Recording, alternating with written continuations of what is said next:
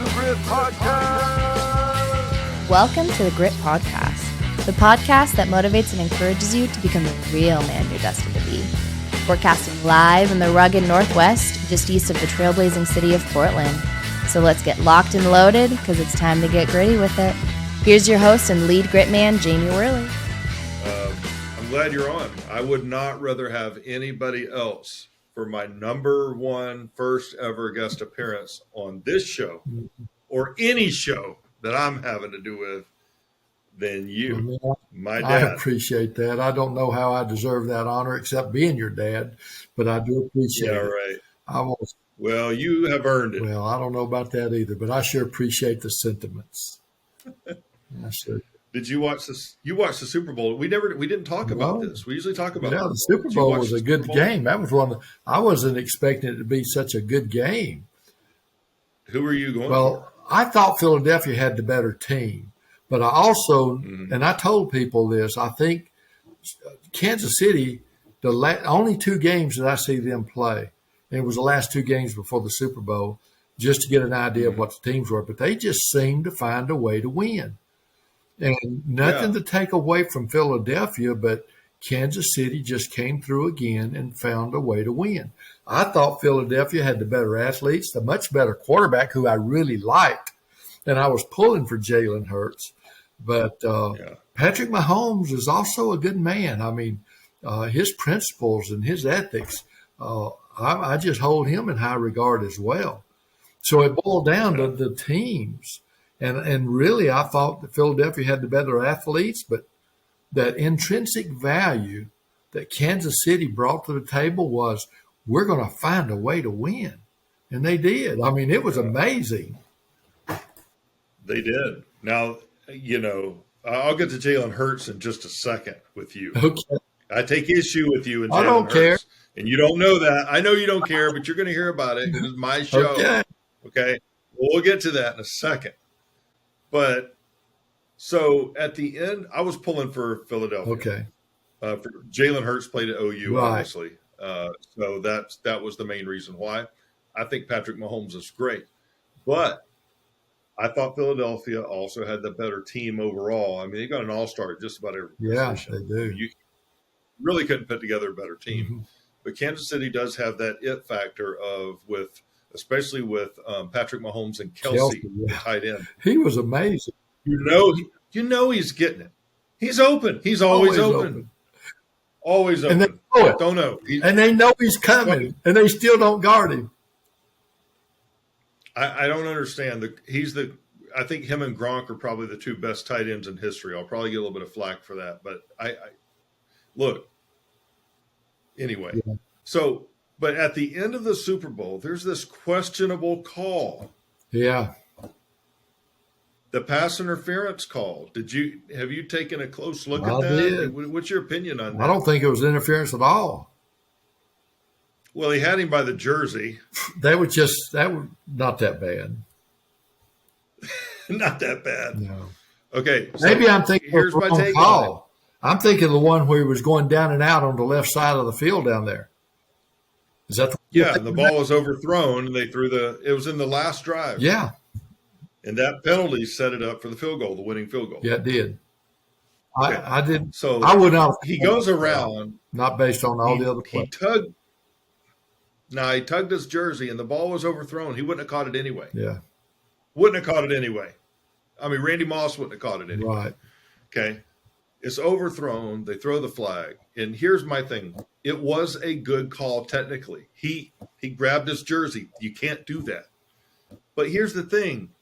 Go back and watch the game. They were doing it. Both sides were doing it all game long. And that's why. In this moment. And that's why I said I wouldn't call it, because of what happened the rest of the game, the way they allowed them to play. I didn't understand it. Why did they make that call? They hadn't called it all game. I know.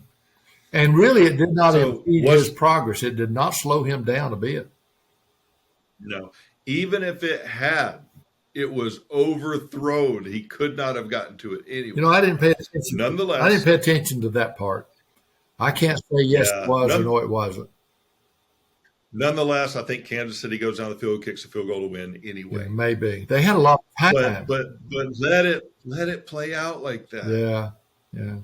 Well, it was a good call. I mean, it was technically a good call, but it was a bad call. Bad timing for a call. And it was a call that would not have been, I don't think it would have been called in the first quarter, second quarter, third quarter. That hadn't been called. It wasn't. It hadn't been. No, it hadn't been. Okay. So let me get to something I really take issue with you with. Okay.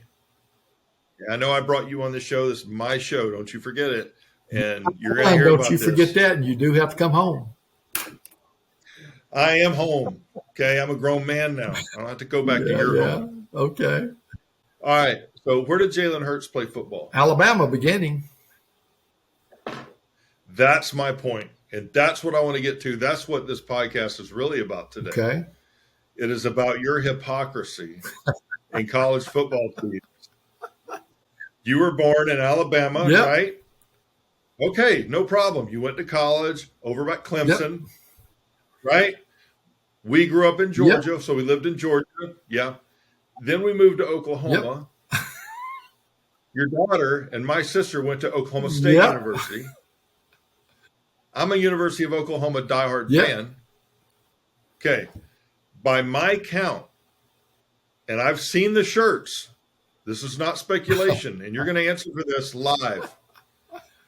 You have 5 college football teams you pull for. You pull for Alabama, Clemson, Georgia, Oklahoma, and Oklahoma State University. Yes. How do you sleep at night? How do you live with yourself? I live with myself because all I have to do is live with myself. I don't have to live with any of the rest of you dudes.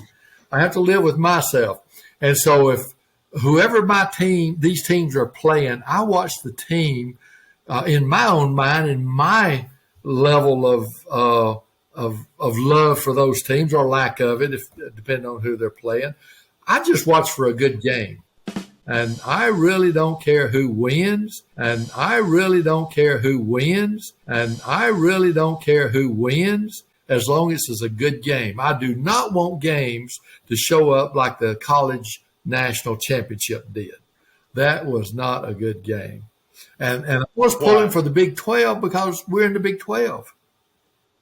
Or the SEC or the ACC. Not yet. We're not. Which one? Not yet. We're not. But we will be. Your Georgia and your Alabama team is in the SEC. Right. That's right. So let me ask you this. On any given college football season, where do you lose? You have 5 teams. Isn't that a pretty good position to be in, Jamie? Yeah, it is. And I'm jealous about it because I can't. You should strive to get into that position. I can't do it. You can't cheer for Oklahoma and Oklahoma State. You can't do that. I don't. Like that, you can't cheer for Georgia and Clemson. You can't do that. Yes, I can. You can't. No, you can't cheer for Alabama and Georgia. You can't do that. Just because that is in Georgia that's sacrilegious, and you'd be hung. Right. Okay, you'd be ostracized. You'd never sell another estate plan in your life. I don't care. I don't care. I don't care. It's what I want to do. It's my integrity. It's my enjoyment, and that's all that I'm typically worried about when it comes to a football game. And I like having conversations in Georgia and in Alabama and in Oregon and in Kansas, and because Josh went to Kansas State, if you remember. But I don't support Kansas State. We're not pulling for Kansas. No. You can't go any further north. Come on. No. You've already got 5. You've already got 5 teams, but at this point, it's like having kids. Yeah. You got 5 kids. What's 6? I mean. Yeah, but just because everybody else says I can't do something, I don't play by those rules. Well, what rules do you play by? I play by the rules. Do you play by any rules at all? Do what? What rules do you play by? Everybody plays by rules. I play by rules. Which ones do you play by? But I play by my rules because it doesn't hurt anybody else. And it does create hate and discontent sometimes by other people. But if they can live with that, I can live without it.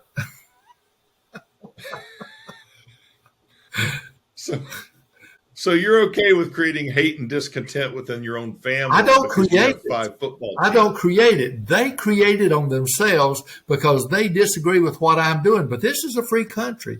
I get to do what I want to do as long as it doesn't physically harm someone else. So you believe in free speech? I do. So you can say all you want to, but you got to let me have that same freedom of speech. I believe in freedom in your college teams. Don't I have the freedom? Don't I have the freedom not to give you that freedom?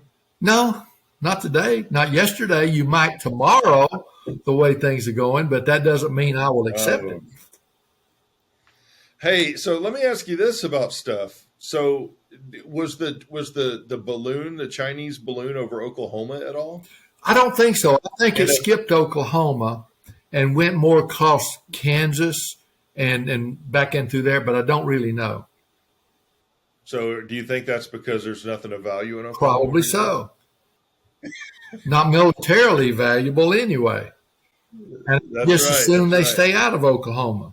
If they come through Oklahoma, there's some, I don't know if I'd call them nuts or patriots because they're not all the same, would have shot that balloon down like those guys in Montana was thinking about doing. Those guys in Montana, they target practice on mile away targets. I know, right? Yeah. It was 5 miles high, but. Yeah. Yeah, I was thinking to myself when I saw the balloon, not in person, but, I was watching the news and I was watching this. I thought, God forbid that thing fly over one of the redneck communities we grew up in. There's going to be bows and arrows. These guys, a lot of these folks aren't real bright. Right. I could see arrows flying through the air like a bunch of villagers trying to capture something. That's exactly. But yeah. So, but speaking of the South, you were born in Alabama, right? Yeah. Did you always know? Because there's we're going to get to this, but there's some things you didn't really know about your childhood and about your family. Yep. Did you know early on that you were born in Alabama? Yes, I believe I did. I've always known that I was born in Alabama. And then shortly after that, we moved to Georgia. I never did know a dad other than the dad that I knew growing up. And he was my daddy. Mm-hmm. I did have a biological sperm donor because my mom wasn't married and she went through a divorce with her husband. And my biological dad is a fine man. Everybody makes mistakes and that we do things that we're embarrassed about. And I don't hold that against them at all because I'm glad it wasn't today, because today I might have been not here with things that are going on. But my biological dad comforted my mom and James arrived. And I'm just real pleased that they did that. And Miles, my father, the one that raised me, he was there. And it's the only one I knew till many, many, many years later. Yeah. I could tell you that story if you have time, but maybe another time. Yeah, let's hear it. Well, I was in the Navy. Well, give me a version. Give me the Cliff Notes. I was in the Navy. Yeah. I worked for the Commander-in-Chief of the Atlantic Fleet, decrypting messages on a up to a secret classification. We were playing war games, and the guy that was doing the top secret special category clearance type stuff got sick, had to go away. The captain asked me, could I do it? And of course I said no, because if I said I could, I'd get a free vacation to Kansas. You know where that is? Leavenworth. Yeah. So I did not answer to that question until he said, would you try? And I said, yes, I will try. And I got busy and I worked on it and I figured it out. And if I hadn't done that, we would have had to take 35 or 40 ships and go home, or they would have had to find someone somewhere else and get them in, fly them in down there to do that job. And so it was the answer to the situation at the point that we had the situation to arrive. I've kind of always prided myself on working in that kind of environment. Situation's always the boss, as you've heard me say a lot of times. But anyway, they started doing a background check. They couldn't find where James Worley was born in the United States. No history whatsoever, not even in the city and the county that I was born in. Well, wait a second. That's a perfect segue to a CIA agent. Yes, it If they can't is. find Yes, where it you, is. I made some so you could mistakes have in my gone life, but that wasn't international one of them. spy. Say that again. You could have gone international spy from there. Yeah, well, they actually thought during that time the Cold War was going on, and evidently there was a process where other countries would implant people under false pretenses and get them to a high level of authority or clearances, things like that for their benefit. And that's what they thought initially was what I was. They finally cleared. So they thought maybe you were a plant, Yeah, like a spy. that was one of the thoughts. That's But through that the is investigation, I grew up kind of poor and out in the country. And when they started doing this investigation, everybody in my little county down there in Georgia thought, yeah, he's done messed up now. FBI's after that boy. I wonder what he's done. It was just a matter of time. We knew that Yeah, guy in high that's school. how it goes in the small They- towns. And Yeah, it checked out. so when once they found out that I was really that I'm really not one of them and found out what the truth was, they started to put me through declassification, or they started mustering me out of where they were keeping me at that point in time. And the lady there looked at me and says, "You have no idea what's going on, do you?" I says, "Do I look like a deer in the headlights?" She says, "Yeah, you do." She said, "You have no idea." I says, "No, I don't." She says, "You don't know anything about your dad?" I said, "Well, yeah, I grew up." She says, "No, the other dad." I says, "No." And I says, So wait a second. How old were you here I was 18 when you found out about this? I was in the Navy, So you were 18 in the Navy. working in The investigators are special researching clearance. you. Yep. And they think that you might be a spy, so they're really digging deep on you. Yeah, they are. And they're the ones who find out you had a biological dad that you didn't know about. Yeah. And they're the ones who informed you of this? Yeah. Well, not officially. Officially, I was Okay. informed because this lady said, "Well, you don't know that you had another dad other than the one you grew up with?" I says, "No." I said, but you do." She said, "Well, it did come to surface, so we found out about it." And I said, "Well, can I have that information?" She had a file folder there, and she says, "No, it's in this file folder, and you're not allowed to see it." And I said, "Well, that's not fair. Why can't I know? It's my situation. It's not top secret to the government. What's it going to hurt?" She says, I'm not allowed to tell you." She said, "In this file folder right here, it's got to stay in this file folder." So she said, "Would you excuse me for a minute and don't you touch that file folder?" She says, "I've got to go pick up something over there." She goes over there, and I'm sitting here thinking, well, I'm not dumber than a bucket of rocks. I wasn't born last night. Well, it might have been last night, but it wasn't exactly last night. So I grabbed a piece of paper and pencil, and I copied down the name of the gentleman and his address, and I stuck it in my pocket. She come back. She says, "Are you okay?" I says, "Yeah." She says, "Do you have everything you need?" I said, "I think so." And so she says, "Well, good. Going back to your duty station. Here's your orders, and go on back. You're good to go." And so you picked up that she was saying, yeah, she was inadvertently giving me permission. No, she did not give me permission. I can't say that. I went in there and I stole that information. If the FBI is listening to this, wants to challenge it down, I'm right here. I'm not running away. I took it out of that binder and I followed up on it. She had nothing to do with it. Yeah. I will stand on my own merits. Yeah, you will. Or you will. And I'm gonna contact the armed services as soon as we're done here. And I have video recorded proof of you admitting to what no doubt I think was probably a crime. I think you should pay for that, don't you? Well, I tell you what, just come on. I'll just tell them. They don't need a recording. I'll just tell them. Sir, are there any guns in the home? Yes. Okay, we're just going to let this one slide because I know for a fact you know how to use each and every one to their fullest potential. Yep. And I don't. All right, so you have to throw my bullets. No, you don't. No, you don't, Barney Fife. You just keep one in your pocket. But So you found this out. You're 18. Did you say anything to Grandma or Grandpa Miles? Did you No, say anything to them about it? no. You just kept it filed I away, or just what? I said, Mom, do you want to talk about it? She said, I don't want to talk about it. I respected her position. And I knew that in my heart that was a hurtful part of her life. I knew that through her life, not being rich people and working textile mills, sewing and doing things like that for menial money, she went through a lot just to keep me and to raise me and to take care of me. And I was satisfied with that for this time. I gave her that respect. I did not push it. I knew a lot of people told me, says, no, you need to push it. You need to find out. But that was their opinion and not mine. I always stand on my opinion. Yeah, but even so, and that's a good thing. That's good.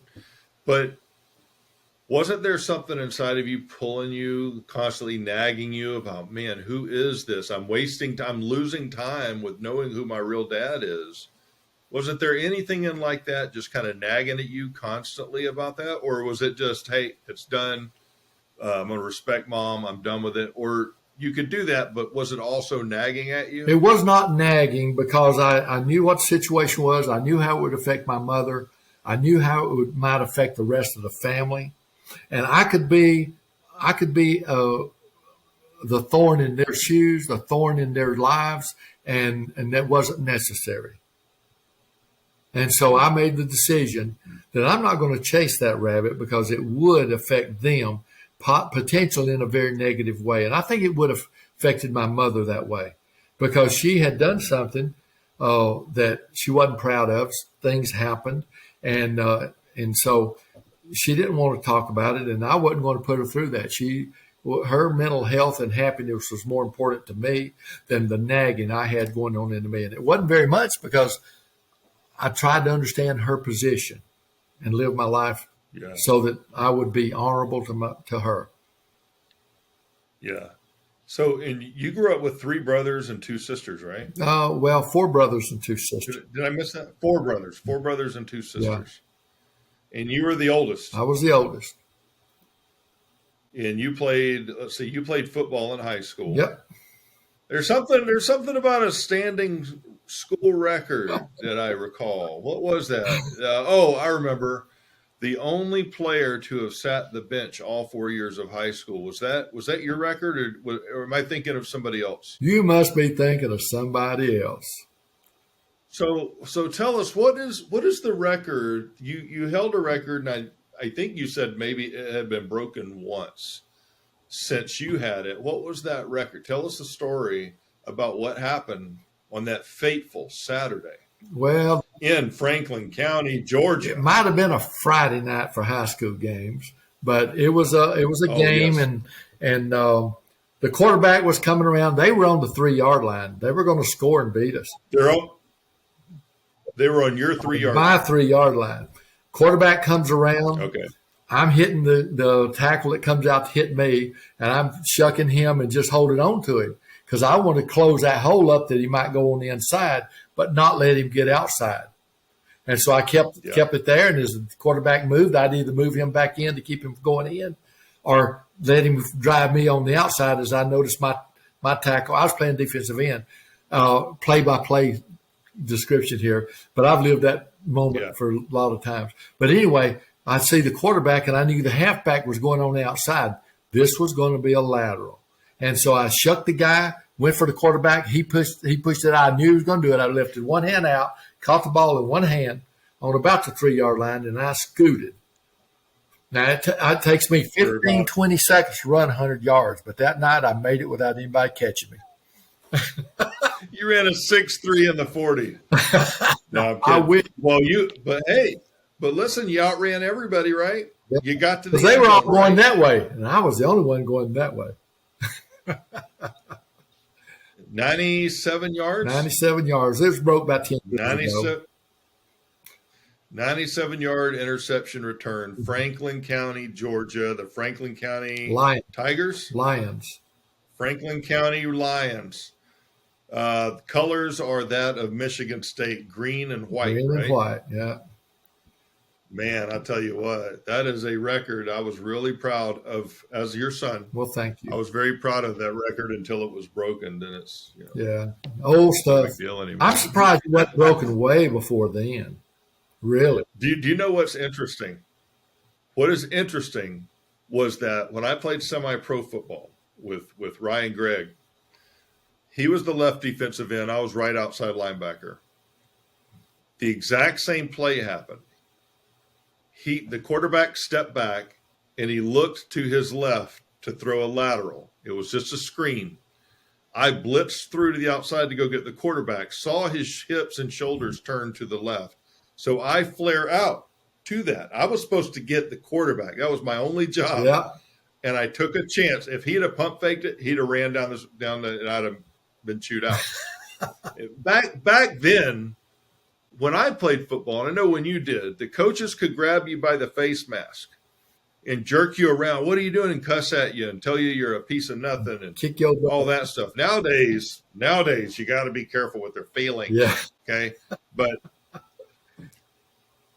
But I responded to that kind of coaching. But anyway, I flared out and I reached out with one hand and I caught it and I ran about 5 yards in for a touchdown. Yay. Now, it wasn't 90s.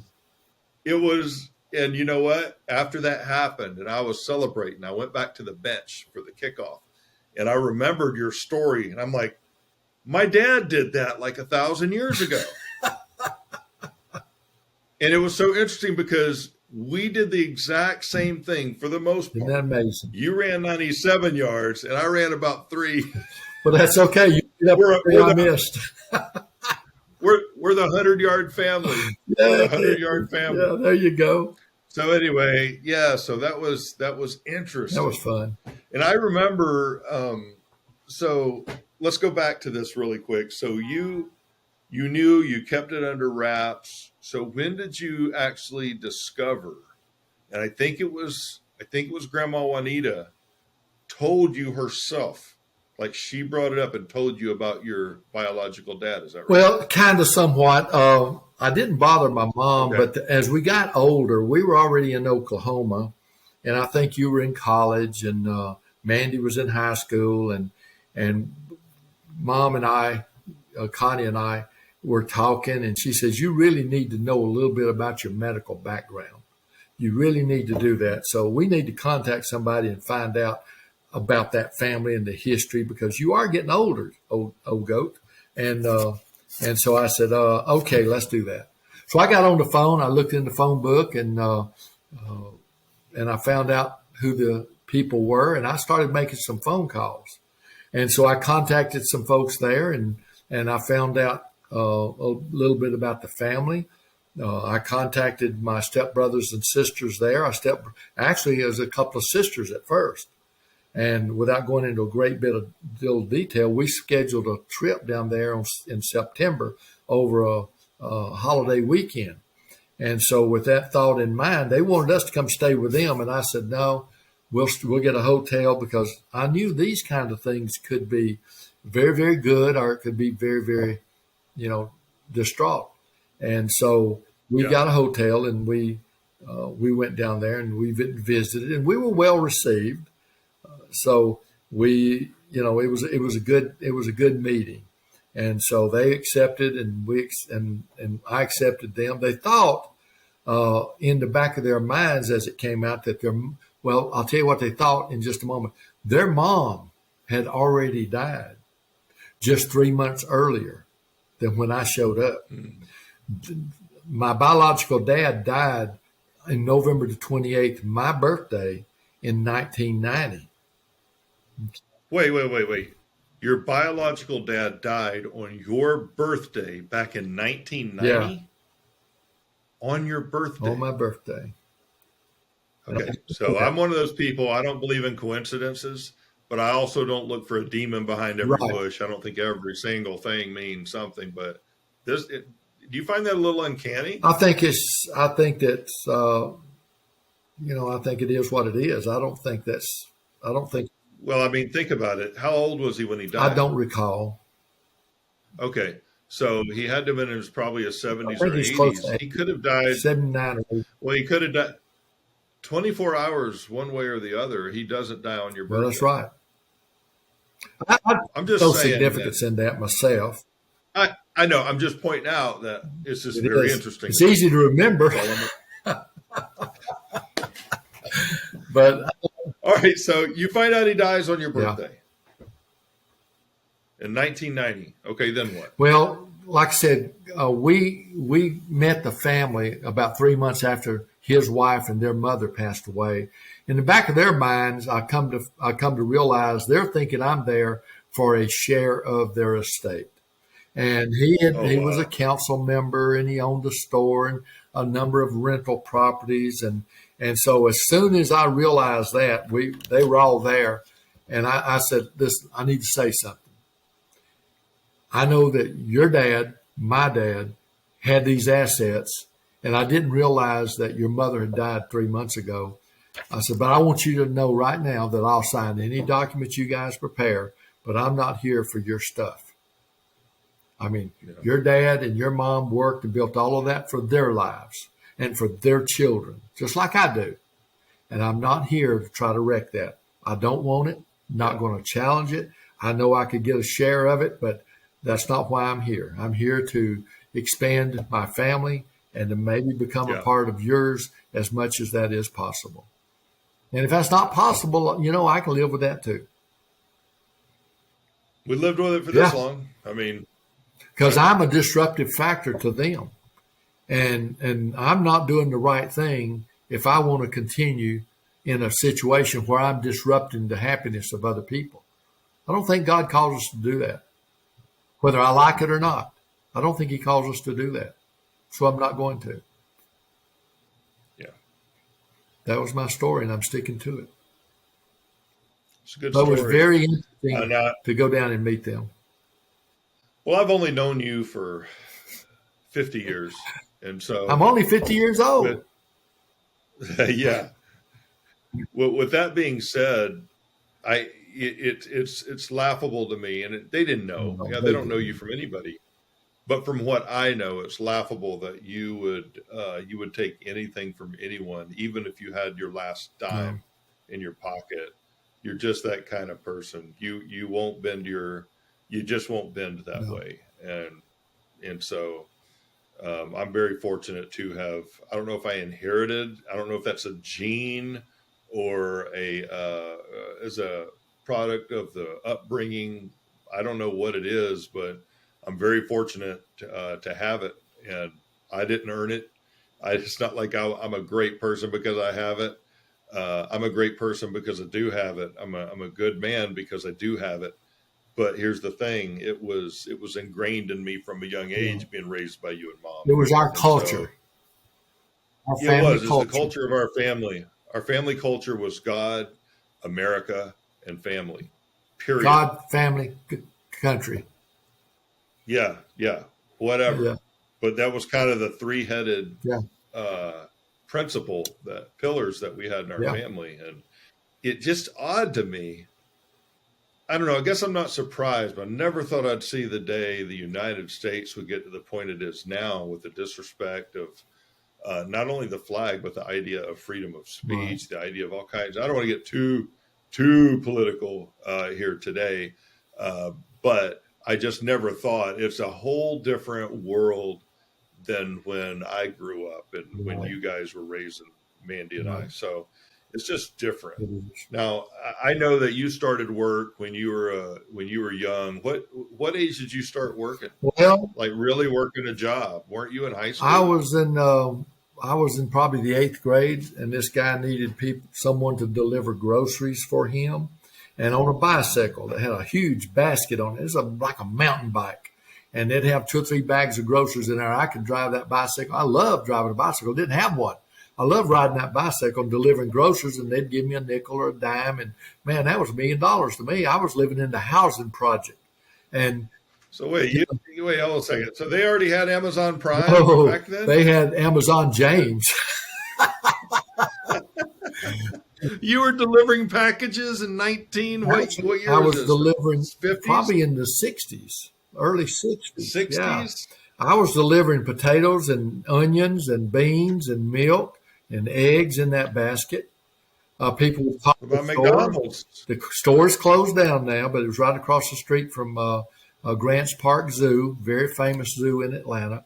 And I'd go down there after school, and a lot of times I'd just go straight there from school. They'd have orders, and everybody knew that I'd get there after school. After a little while, they got knowing that, and I'd deliver the groceries. So I don't know how they paid for it. Sometimes they gave me cash and paid for it, and I took it back. Well, were there McDonald's around back then? I never heard of a McDonald's at that point in time. Or as Mom would call it, McDonald's. McDonald's, no. Yeah, I'm sure it McDonald's must have been around, but again, I grew up in the housing projects, and so we didn't have the opportunity to go to McDonald's or Wendy's or anywhere like that. In fact, we got most of our food at a handout station down the street.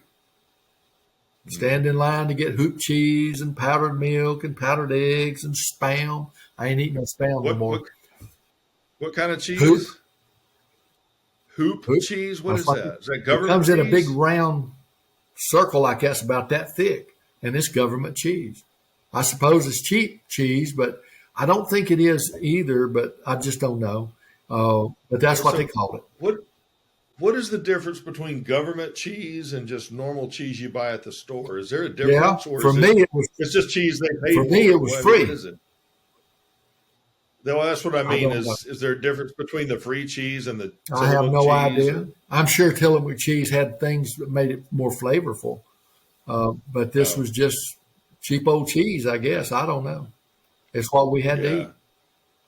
So there's this story I heard, and I don't know if it's true or not, but I've heard about this story that you were standing in line for government cheese and you were in high school. And you were kind of hiding, and your buddies walked by. Some of the kids from high school walked by and kind of snickered about it. And now, if this is not a true story, tell me, because you know how oral tradition is, and that you nearly got a tear in your eye. You were so embarrassed. You made a decision at that point that your family would never go without. Is that true, or did that?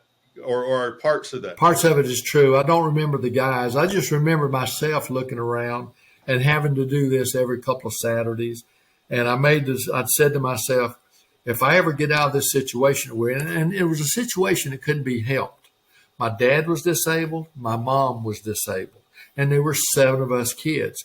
There was no other things for them to do. They weren't educated past 2nd, 3rd grade. So I understood the situation. I knew the situation what it was. And I also knew they were doing the very best they can with that situation. So I didn't complain about the situation, but what I thought was, if I ever get out of this situation, if I get old enough to be able to do something about it, I'll never do this again. Mm-hmm. And that was my mindset.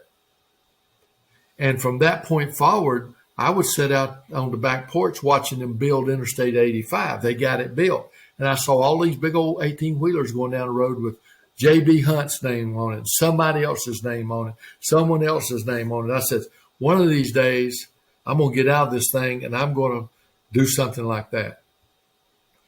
And, but it was just a driving force for me to get out of that situation and go do something different. I didn't know what different looked like. I had no idea. Well, didn't you guys' house burn down? Yeah. We had moved out of the housing project to live with Grandma, my dad's mother, up in Toccoa, Georgia. And that house did catch on fire. It was a very, very old house, and I'm sure it had probably aluminum wiring to it, things like that. Yeah.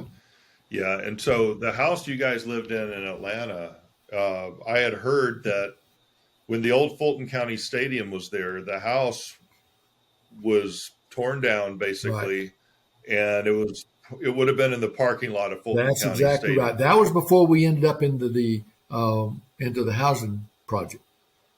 It was a standalone house. I don't remember much about it except that there was a yard to play in, and there was no fences. Housing project got a fence around every 10 square feet where you lived. That was the yard. Yeah. Keep your kids in their cage. Yeah, keep everybody in the cage. Yeah. Well, okay. So I know you started selling toilets at, what was the hardware store that in Livonia? Well, was it Livonia? It was in Livonia. It was called Harbin Wholesale, and Mr. Harbin That's has right. since passed.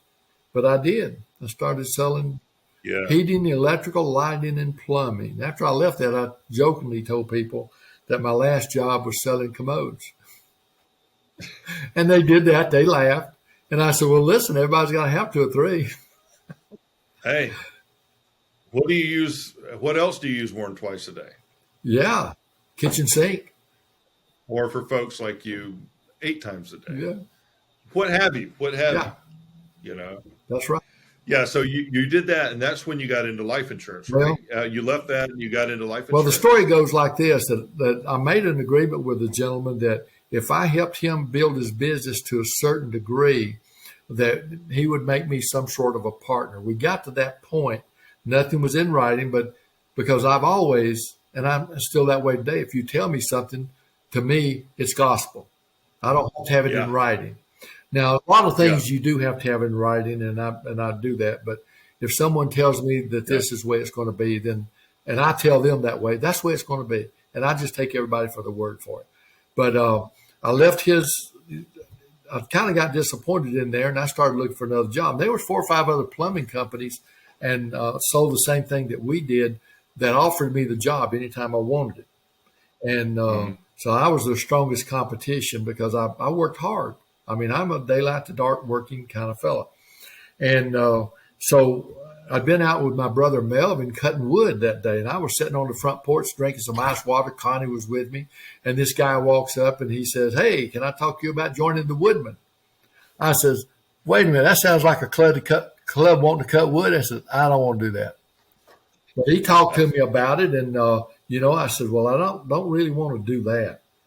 And so I said, "But I'll listen to you. You can't close your patent office down. You can't be closed-minded to different ideas." And I've always been that way. And so I listened to him, and I said, "No, wait a minute. This is not exactly what I thought it was going to be. This is a little bit more professional. I'm kind of liking what I'm seeing here." And so I did. I went to work for him, selling insurance. That was 1977. Wow.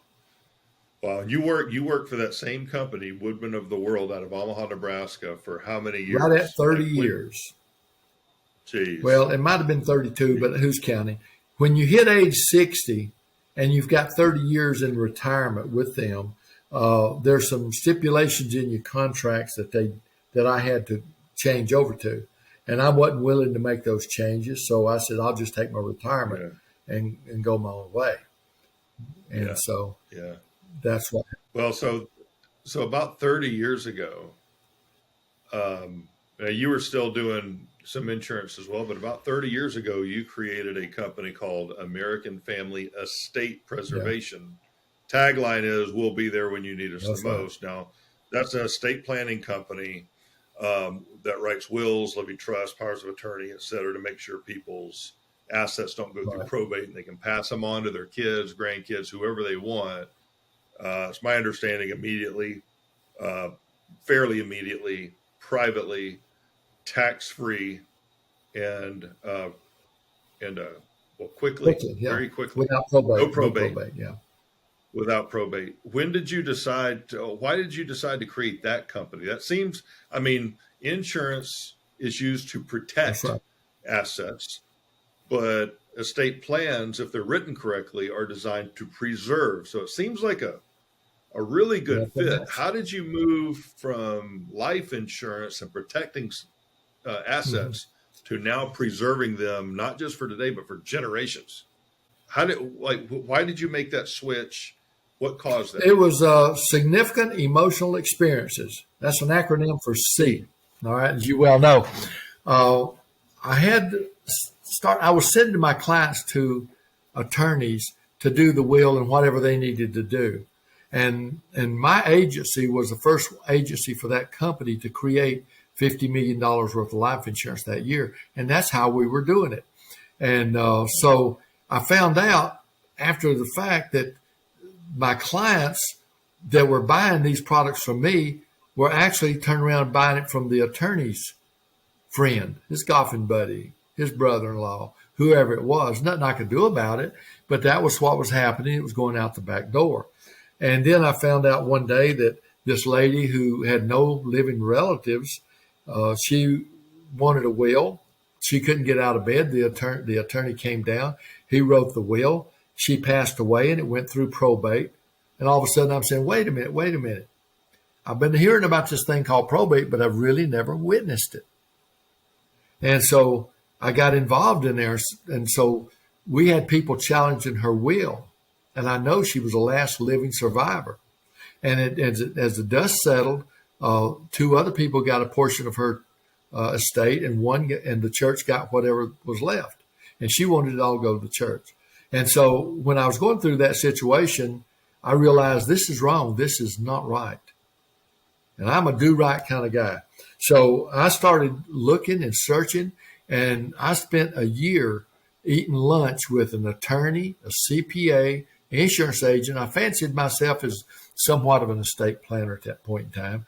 Every year on Tuesday or Monday at lunch, we met. We come up with what we have here and the company that we have today. I named it American Family Estate Preservation. American because I bleed red, white, and blue. You can burn a flag, but not while I'm around. I don't know what I'd do about it if it was to happen today, but that's my strong urge. Family, because that's the nuts and bolts of America. And estate, that's their life savings. Some life savings are here and some life savings are there. But it's their life savings, and their life savings is very important to each and every one of them, no matter which side of the spectrum they're on. And preserving that estate for their family was our goal. And so I created the company. I wasn't even the officer of the company. We had a president, which was the attorney.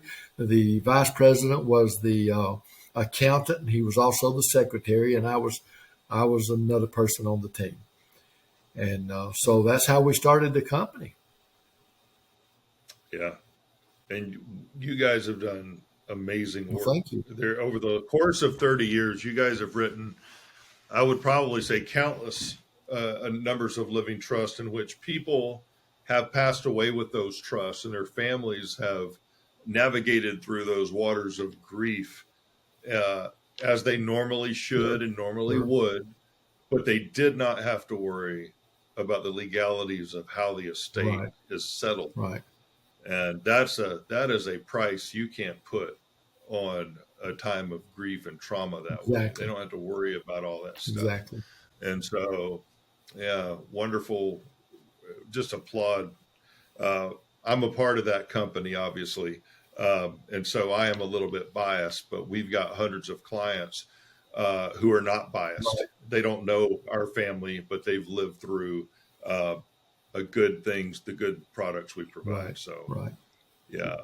So I've got one last question for you. We're pressing in up on about 52 minutes. Okay. So we're going to go ahead and start wrapping this up with the most important question I'm going to ask you today. And the whole purpose of this Grit podcast, as we hear from men and women both about what it means to be a man of grit, Grit, genuine, respectful, intentional, and trained men. And so, in your opinion and all of your experience, everything you've been through, all the way from growing up in the projects, so to speak, your house burning down, working, starting at 8th grade, on through to going into the Navy, getting out of the Navy, working at Harbin, going through life insurance, doing that for 30 some odd years, creating your own company. Your resume is just unbelievably incredible. I've got basically two last questions for you. One, what do you attribute to the work ethic you have? What is maybe the one thing that happened to your life? I know it's a bunch of things that come together, but if you could point out one significant thing, typically it's something painful for guys, but not always. But what is the one thing that lit the pilot light and took it from a pilot light to an inferno that I'm going to work hard, I'm going to be gritty, and I'm never going to accept failure. I'm going to just keep going till I get it. What is the one thing that snapped and sent you in that direction? I would boil it all down to my mother. She worked every time that she could work. She was disabled, couldn't work. She had 7 kids to take care of. Her dad was he was hurt. He couldn't work.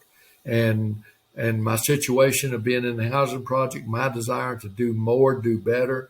And she had me working, and she found me jobs because she knew I wanted to work and I liked to work.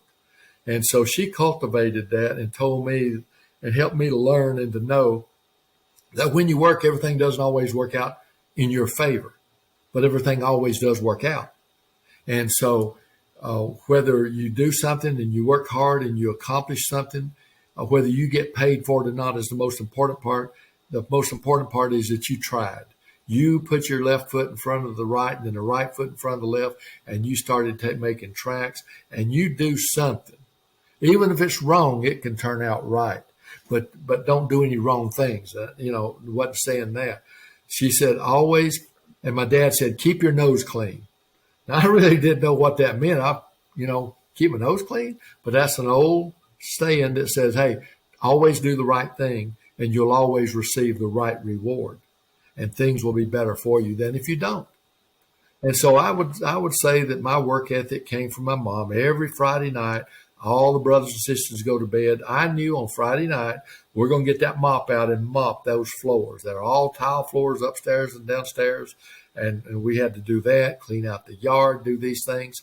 And the reward was always a ice cream that I would go over to a store called the Big Apple. Doesn't exist anymore. And we'd bring that home, and she and I would share that. That was our reward. And so I would imagine it goes back to then. Okay. Thank you. One last question. The men in today's society, they don't know how to be men.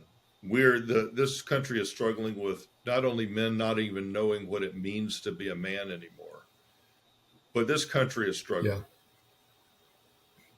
There's a lot of us who look around, those of us who are men. We know what that means. We know what that's about. And we are dialed into it, and we're stubborn about it. All the men who are growing up confused, especially young men. I talk to young men all the time. What does it mean to be a man? They have no idea. They don't even know what it means. In fact, they're afraid to speak up and be a man. Yeah. Everything inside of them says, you got to act on this. You got to say something. And they wilt. And they won't stand up for themselves. They won't say wait a second, I don't think that's right. Yeah. Because they're so afraid of being beat about the head and shoulders for being, what do you call it? Misogynistic. There's all these different names. I'm not saying that stuff doesn't exist, but men do not know how to be men. What would your advice be to men growing up, young men growing up, and even adult men who don't really get or understand, not because they're stupid, they just don't know. What does it mean in your eyes? From your perspective, what does it mean to be a man that this country needs today? What does that mean? Have the confidence in your own beliefs. But first, you have to know what those beliefs are. You have to find yourself. You have to identify who you are, where you came from, and what do you really believe is right. You got to have a foundation there. And a lot of these guys don't have a foundation, so you have to create your own. But you have to identify exactly who you are, what you believe, and then stand up for it. But at the same time, keep your belief system open that if someone else comes in and they can add to your solid belief, and this belief, we have to be careful. That belief could be a woke belief. It could be a wimpy belief. I don't know. But you have to have solid beliefs of who you are, what you think, and what can you live with if you made a decision. I don't know really how to say that other than just use that, but I guess be comfortable in who you are. And then the rubber meets the road when you run into a situation and someone else is doing something that you know is wrong. You know that's not right. And God gives us that innate ability to recognize that, I believe. And if you know that that's not right, have the courage to stand up and say, whoa, wait a minute. I don't think that's the right thing to do. I teach my grandkids, the ones I'm close enough to be able to teach them this, that if you're in school And you got this big old dude over here saying, we're going to do this, we're going to do that. And it's not the right thing to do. Someone needs to stand up and say, no, I don't think that's what we need to do. In fact, I shared this with you, Jamie. Don't follow him. But if you stand up and say, that's not right, we should not go do that, you're going to find out a lot of his followers are going to leave him and come to you because they want a righteous leader. They want a leader that has the courage and the gumption and to stand up and say, no, that's not right. I don't want to do that. And I'm not going to do that. And when you do that and you take a position of that, you're going to find a lot of other people are going to agree with you because people want to follow the right track. But people actually want to follow somebody. A large group of people, they want to follow somebody. And they're looking for it. And I think that's why the gangs have flourished the way they are. People are looking for a family, a belonging, a club, or something like that. But they're really looking for an ideal. They're looking for someone to follow that they can trust, that they believe is going down the right path, because that's what they want to do. Be comfortable in your own self. Be comfortable with the decisions you make, and don't be intimidated when someone else challenges your position. You tried to intimidate me at the beginning of this, telling me why I cannot have 5 teams. But I'm not intimidated. I like my 5 teams. I might have 6 tomorrow. You can't ever tell. Well, you are very stubborn, so I'll give you that. And thanks for that gene, by the way. That's really helped my marriage. Well, I also gave you the gene to have empathy for others. Yeah. Listen to them. They may have a good point that you can pick up and use. But make the decision.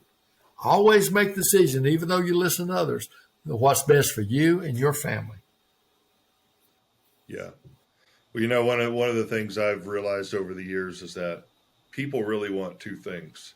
They want something to believe in, and they want someone to believe in. And a lot of times when men are off track of what it means to be a real man, one of those 2 things or both are missing. Yeah. They don't have something to believe in, or they have someone to believe in, but they don't have something about that person to believe. There's no ideals, or they're the wrong ideals. It really takes both of those things. And so, yeah. Well, hey, thank you for your wisdom in this episode. You wouldn't mind coming back, would you? We're going to have you back again. Is that okay? Oh, I'd love to come back. I appreciate it. Yeah, I would love to. So I think we're going to go to Oklahoma. I'd love to bring the gear down, and we can go live straight from Oklahoma. I love it. I think at the office. Yeah. That'd be great. It would be awesome. So we don't have to do it this way. We can be right here. I love it. That'd be great. Yeah. Well, don't wait till then to come back. Just come back anytime you want to. Well, I know, right? Yeah. Well, thank you, Dad. I appreciate it. You're great. I can't imagine having a different dad. There's not a single thing in my childhood I regret. And and I'm not just saying that, I've told you that 1,000 times before, but you're a great man. You're my best friend. And I look up to you in every single way. Well, love you. Thanks for being on. I appreciate it. Thank you. I consider it an honor to be here. And I hope that this broadcast will help some people find their way. Yeah. Me too. All right, thank you. Listen, we need you. We need to get the word out to men. We need to motivate and encourage other guys just like you to be the men we were always destined to be. Listen, we can do it. We need each other, and we can make a difference in this world, but we can't do it alone. Like and subscribe and share this podcast with everybody that you can so that we can reach as many men as we can. I'll see you guys next time.